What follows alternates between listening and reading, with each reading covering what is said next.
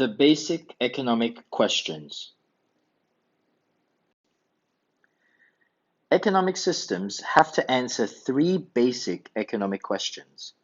The first of these three questions is what and how much to produce.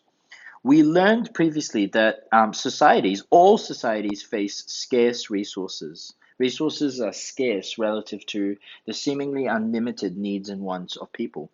Therefore, all societies, all economic systems have to make choices.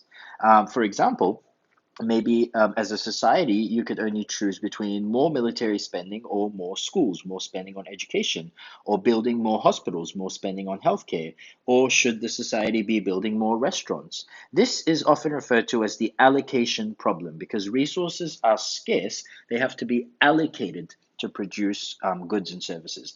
Basically, the society cannot produce everything that it wants. So there needs to be systems in place, an economic system or economic systems in place that solve this allocation problem. The second basic economic question is how to produce.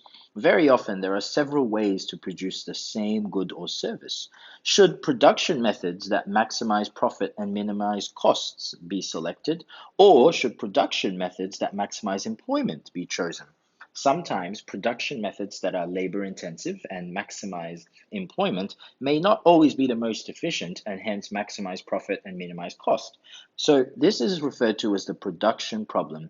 Any economic system, after answering the questions of what and how much to produce, needs to also answer the problem of how to produce.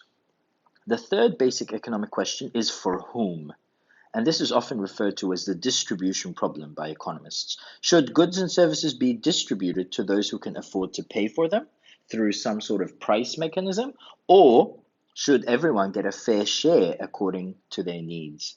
Any economic system has to attempt to answer those three basic economic questions, has to attempt to solve the allocation problem, the production problem, and the distribution problem. I would also like to point out three other things we need to remember when discussing economic systems. First of all, economic systems are dynamic and subject to constant change. This is one of the 9 key concepts in your economics syllabus. What does that mean?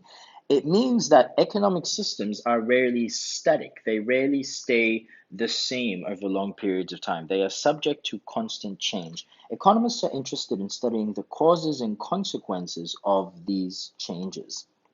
Economic systems are also characterized by interdependence. Again, this is one of the 9 central concepts. The actions of economic agents operating within those economic systems rarely affect just the economic agents themselves. They also very often affect everyone else.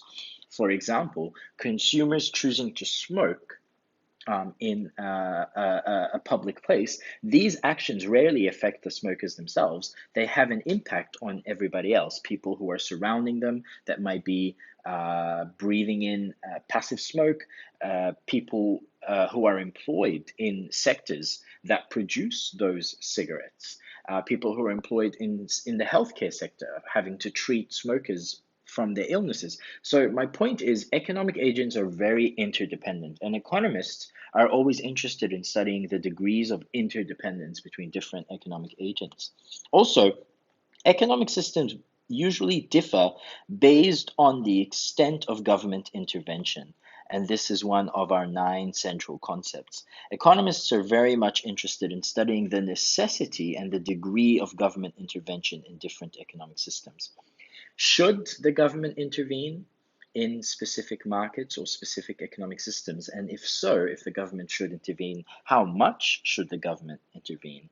So these are 3 things you need to remember when we are talking about economic systems, that they are dynamic and subject to constant change, that they are characterized by interdependence, and they differ based on the extent of government intervention.